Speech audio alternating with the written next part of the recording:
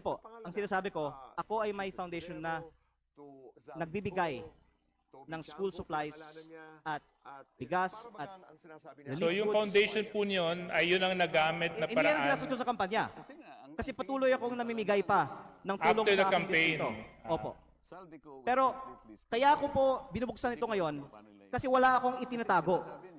Naka-post sa Facebook yung mga ipinamimigay ko kasi yan ay hindi kapalit ng boto. At ayaw ko na magkukunwari tayo dito bago ko pa papangalanan ng ibang mga nakatayo sa Kongreso ngayon na balita ko ay may mataas na presyo ng bilihan sa kanilang mga eleksyon na itanggi natin dito na talamak ang vote buying at mataas na spending sa mga kampanya sa Pilipinas. Ang pinupunto ko lang po ngayon ay sa mga nakalap kong impormasyon, si Garjola ang gumastos para sa mga rekto sa Batangas.